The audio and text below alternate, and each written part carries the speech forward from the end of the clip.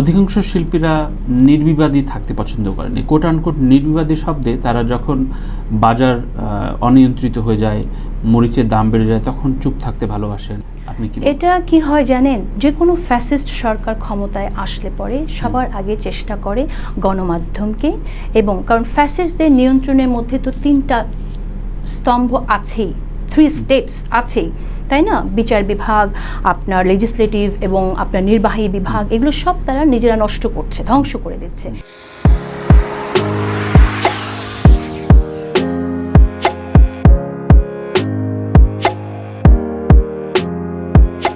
প্রিয় দর্শক, সবাইকে স্বাগত জানাচ্ছি কোলাহল নিবেদিত তানভীর তারেক শো।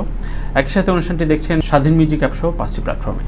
আজকে যার সাথে কথা বলবো তার সাথে আমার সম্পর্কের বয়স 2 যুগের কাছাকাছি, এবং আমরা একসাথে, আমার কলিগ, এটা বলতে আমার খুব ভালো লাগে, আমি গর্বিত বোধ করি।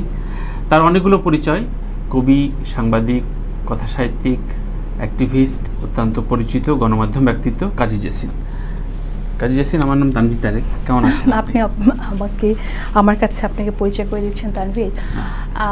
ভালো আছি, ধন্যবাদ আপনার অনুষ্ঠানে আমাকে আমন্ত্রণ জানানোর জন্য। শিল্পীদের বা সৃজনশীল মানুষদের রাজনৈতিক মতাদর্শ এবং রাজনৈতিক চর্চা থাকাটা কতটা গুরুত্বপূর্ণ? অনেক গুরুত্বপূর্ণ, কারণ একজন কবি, একজন শিল্পী, সে একজন সাহিত্যিক হন বা আপনার উপন্যাসিক হন, গল্পকার হন, যাই হন না কেন, তার উপরে অনেক বড় রাজনৈতিক দায়িত্ব বর্তায়।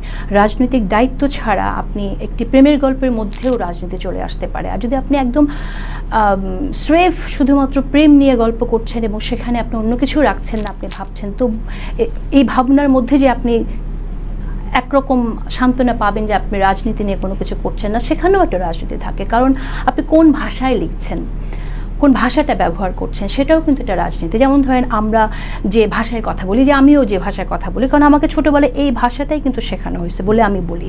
তো আসলে আমাদেরকে এই ভাষায় কথা বলা উচিত কিনা, নাকি আমরা আমাদের ঐতিহ্যকে খুঁজবো, নাকি আমরা ক্ষমতা আমাদের উপর যে ভাষাটা চাপাই দিল সেই ভাষায় কথা বলবো, সেটাও তো একটা রাজনীতির অংশ। সুতরাং রাজনীতির বাইরে কোনো কিছুই নাই, কোনো কিছু নাই। কিন্তু এই কথার পিঠে এমন তর্ক আসে যে অধিকাংশ শিল্পীরা নির্বিবাদী থাকতে পছন্দ করেন। কোট আনকোট নির্বিবাদী শব্দে তারা যখন বাজার অনিয়ন্ত্রিত হয়ে যায়, মরিচের দাম বেড়ে যায়, তখন চুপ থাকতে ভালোবাসেন। তেলের দাম বাড়লে তার কোনো বিকার হয় না, কিন্তু সে ওই কষ্টগুলো পোহায়, কিন্তু সে বলতে পারে না, কারণ সে শিল্পী, তার নাকি বলা উচিত না। বিষয়টা কি পরিবর্তন হবে? না, বলা অবশ্যই উচিত, কিন্তু সে প্রেফার করে না বলাটাকে। এই না বলার মধ্যে সে একরকম আরাম পায়। আপনার বুঝতে হবে যে তার যে কষ্টটা আপনি দেখছেন, যে সে বেশি টাকা পে করছে, কিন্তু তার চেয়ে আরামের মূল্যটা অনেক বেশি। সেই আরামের মধ্যে তার ধরেন এক ধরনের নিরাপত্তার আরাম আছে, তার অধিক জিনিস প্রাপ্তির, আরও লোভের ব্যাপারে, লোভের তৃপ্তির একটা আরাম আছে। তো সেই জায়গা থেকে আমি বলছি যে ওই আরামটাকে সে গুরুত্ব দেয় বলে আপনার কথা বলে না। এবং এই যে না বলা, এটা একটা ভয়ানক ব্যাপার। এটা নিয়ে আমি বলি, আপনি ভালো একটা কথা বলেছেন। আমাদের জাপল সার্ট বলে একজন দার্শনিক আছেন, তিনি একটা কথা বলেছেন যে ভ্রান্ত বিশ্বাস, এই ভ্রান্ত বিশ্বাস ধারণাটা কোথা থেকে আসে? ভ্রান্ত বিশ্বাস ধারণাটা আসে এই জায়গা থেকে যে মানুষ যখন বিশ্বাস করে আমি যেটা করছি এটা ভালো করছি, এই বিশ্বাসটার মধ্যে দিয়ে সে যে অপরাধ করছে, তার অপরাধের জন্য কোনো মানুষ যে মারা যাচ্ছে, সেই অপরাধটাকে সে ফেস করতে চায় না। তখন সে এই ধরনের যুক্তি খুঁজে বের করে যে আমার এটা কথা বলা উচিত না, আমি শিল্পী বলে, বা এটা আমার জায়গা না। আসলে তো তা না, সে দায়িত্বকে এড়িয়ে যাচ্ছে, এটা একটা অপরাধ। সমাজে আমরা দীর্ঘকাল, বিশেষ করে অধিকাংশ চুপ থেকেছেন, আর এবং একাংশ অতিমাত্রায় দলদাস হয়েছেন। দলদাস হবার যে প্রক্রিয়া, সেই প্রক্রিয়াটা কি সরকার নিয়ন্ত্রণ করে, নাকি শিল্পীদের মনস্তত্ত্ব নিয়ন্ত্রণ করে? আপনি কি? এটা কি হয় জানেন, যে কোনো ফ্যাসিস্ট সরকার ক্ষমতায় আসলে পরে সবার আগে চেষ্টা করে গণমাধ্যমকে, এবং কারণ ফ্যাসিস্টদের নিয়ন্ত্রণের মধ্যে তো 3টা স্তম্ভ আছেই, 3 স্টেটস আছেই, তাই না? বিচার বিভাগ, আপনার লেজিসলেটিভ এবং আপনার নির্বাহী বিভাগ, এগুলো সব তারা নিজেরা নষ্ট করছে, ধ্বংস করে দিচ্ছে। এরপর বাকি থাকে যে আপনার রাষ্ট্রকে নিয়ন্ত্রণ করার জন্য, সরকারের কাজকে নিয়ন্ত্রণ করার জন্য 4র্থ স্তম্ভ, যেটা কিনা গণমাধ্যম। তো গণমাধ্যমকে যদি নিয়ন্ত্রণ করা যায় তাহলে তার খুব লাভ হয়ে যায়, নাম্বার 1। নাম্বার 2 হচ্ছে সংস্কৃতি বা শিল্পীদেরকে কেন তারা নিয়ন্ত্রণ করতে চায়? কারণ শিল্প এত গুরুত্বপূর্ণ, কারণ শিল্পের মধ্যে দিয়ে একটা মানুষকে কন্ট্রোল করতে পারে। দেখেন একটা সময় কিন্তু মানুষ একদম জাহাজ নিয়ে এসে আমাদের এখানে যখন সাম্রাজ্যবাদ হয়েছে, জাহাজ নিয়ে এসে মানুষজন দখল করেছে, ইস্ট ইন্ডিয়া কোম্পানির কথা বলে না, দখল করেছে। সেই দখলটা খুব দৃশ্যমান ছিল, সেই দখলটা এখন আর নেই। কিন্তু এখন আমাদের মগজ দখল হয়। এই মগজ দখলের ক্ষেত্রে মাধ্যমটা হচ্ছে আপনার সংস্কৃতি বা কালচারাল ফিল্ডে যারা কাজ করছে। এবং আমি বলি এখানে একজন আফ্রিকান একজন বিখ্যাত বিপ্লবী লেখকের উদ্ধৃতি উল্লেখ করে আমি বলি, ওনার নাম নোগুগিওয়া থিওঙ্গো। সো নোগুগিওয়া থিওঙ্গো একটা কথা বলেন, সেটা হচ্ছে সাংস্কৃতিক বোমা। সাম্রাজ্যবাদীরা সবসময় সাংস্কৃতিক বোমাটা তৈরি করতে চান এবং আমাদের উপরে সেটার ব্যাপক প্রভাব আমাদেরকে সেই বোমার মাধ্যমে তারা নিয়ন্ত্রণ করতে চান। কিভাবে ঘটনাটা ঘটে?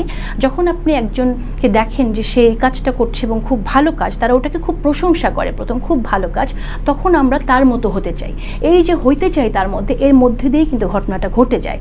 হ্যাঁ, তো এই জন্যই যে কোনো ফ্যাসিস্ট সরকার সংস্কৃতি অঙ্গনটাকে গ্রাস করে ফেলতে চায় এবং মাধ্যম হিসেবে তাদের গ্রাস, ইন আ সেন্স যে তারা তাদের মাধ্যম হিসেবে ব্যবহার করতে চায়। এবং অ্যাজ এ রেজাল্ট আপনি এখানে দেখবেন যে সাংস্কৃতিকরাই অনেক বড় অন্যায় করে, তাই না?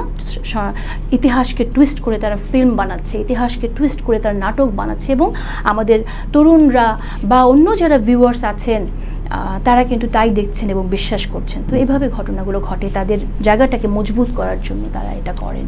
ডিফারেন্ট সিনারিও এবারের বাংলাদেশ ইতিহাসে যেটা ঘটেনি বা অভ্যুত্থান হয়েছে, কিন্তু প্রত্যেকটা অভ্যুত্থান বা স্বৈরাচার পতনের ক্ষেত্রে শিল্পী, সাংবাদিক, সাংস্কৃতিক অঙ্গনের সংযোগটা প্রচুর ছিল।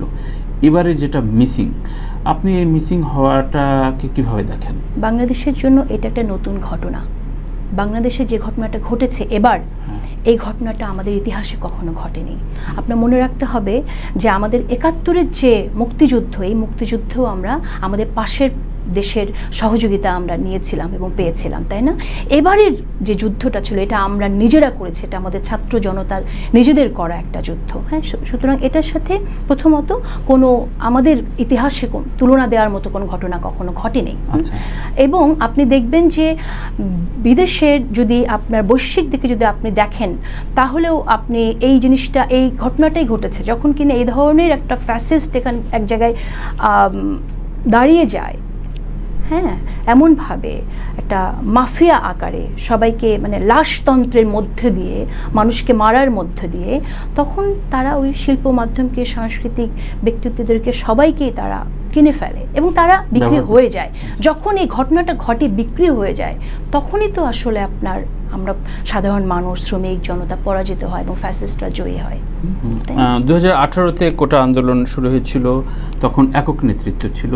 এর পরবর্তীতে এই 24-এর যে আন্দোলন, এই দুটার ডিফারেন্স আপনি কিভাবে মূল্যায়ন করেন? ওইটা কেন নিউট্রালাইজ করতে পেরেছিল, এইটা কেন পারল না, পালিয়ে যেতে হলো?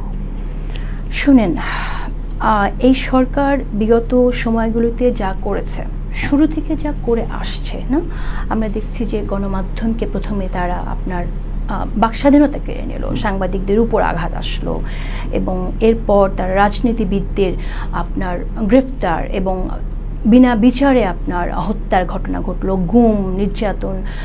এর মধ্য দিয়ে না এরা যখন এই কাজগুলো করতে পারছে এবং গণমাধ্যম তাদের ব্যাপারে কোনো কথাই বলছে না, হ্যাঁ, তো এটা আরেকটা বিষয় আমি চাইবো যে এটা নিয়ে কথা বলতে, যে গণমাধ্যম কখন একদম এরকম নীরব হয়ে যায়।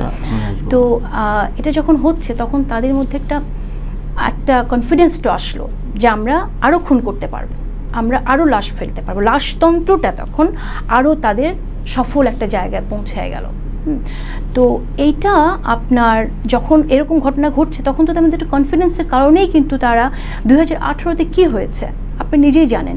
এবং তখন আমার যেটা মনে হয়, আপনার মূল প্রশ্নে ফিরে আসি, যে 18-তে আমরা সফল হলাম না, কিন্তু এবার কি করে সফল হলাম? তো মানুষ তো আসলে এবারের আন্দোলনটা কিন্তু শুধুমাত্র এই কোটা আন্দোলনকে কেন্দ্র করে হয়নি। এই যে 2018-র ব্যর্থতা, এটারও কিন্তু একটা ভূমিকা ছিল। হেফাজতের সময় যখন মানুষকে, হেফাজতের কর্মীদেরকে অন্ধকারে মেরে ফেলা হলো, ওটারও কিন্তু একটা ভূমিকা ছিল। সকল ব্যর্থ বিপ্লবগুলো, ব্যর্থ প্রতিবাদগুলো কিন্তু একসাথে হলো। এর আগে অনেক প্রতিবাদ ছিল, কিন্তু প্রতিবাদগুলো যখন কিনা মালার মতো একটা তসবি আকারে আপনার করা যায়, এটা তসবি বানানো যায়, তখনই তো সেটা বিপ্লব হয়ে ওঠে। এই ঘটনাটা এবার ঘটেছে বলে আমি মনে করি, যে কারণে আচ্ছা আচ্ছা। আলটিমেটলি তো এইবারের গণ অভ্যুত্থানের 3টা পয়েন্ট বলেন যে কারণে সফলতার দিকে এগিয়েছে, আপনার বিশ্লেষণটা কি? প্রত্যেকটা মানুষ এটার সাথে একাত্মতা ঘোষণা করেছে এবং ফ্যাসিস্ট সরকারের মুখ আসলে উন্মোচিত হয়েছে আমাদের মধ্যবিত্তের কাছে। আমাদের যারা, আরও একটা বিষয় আমি খুবই গুরুত্বের সাথে বলতে চাই, দেখেন এবার যেটা হয়েছে আমাদের এখানে, এর আগে আমরা গণমাধ্যমে এভাবে সামনে না আসলেও আমরা জানি যে হেফাজতের শাপলা চত্বরের ঘটনায় প্রচুর মানুষ, ওখানেও একটা গণহত্যা হয়েছে, ওখানেও অনেক মানুষকে মারা হয়েছে, এর আগে বিডিআর কিলিং হয়েছে। তো আমি যেটা বলতে চাইছিলাম সেটা হচ্ছে যে নোশনটা কি আসলে, আপনি একটু মূল যে তফাৎটা আপনি বলছেন সেটা জানতে চাইছিলেন। তো এর আগে দেখেন হেফাজতে কারা মারা গেছে, বেশিরভাগ ছাত্র কিন্তু মাদ্রাসার, তাই না? আমাদেরকে শেখানো হয়েছে তাদেরকে অবহেলার চোখে দেখার জন্য। তো আমাদের যারা মধ্যবিত্ত, শহরে মধ্যবিত্ত, তাদের খুব একটা গায়ে লাগেনি। এবার যখন আমাদের প্রাইভেট স্কুলের বাচ্চারাও নামছে, ইউনিভার্সিটির ব্রিলিয়ান্ট বাচ্চারা নামছে, তখন কিন্তু আমাদের সবার মধ্যে লাগলো, যেটা তো আমাদের সন্তানকে মেরে ফেলছে। আচ্ছা, এটা একটা অনেক বড় কারণ আমি মনে করি, যে সবাই যে কারণে একাত্মতা ঘোষণা করলো। আর এর আগে পিপলরা তখন এটা সংযুক্ত হলো আর কি। কিন্তু এর আগে যে বিপ্লবের জন্য যে শর্তগুলো দরকার, সেই শর্তগুলো তো অবশ্যই ছিল সেখানে।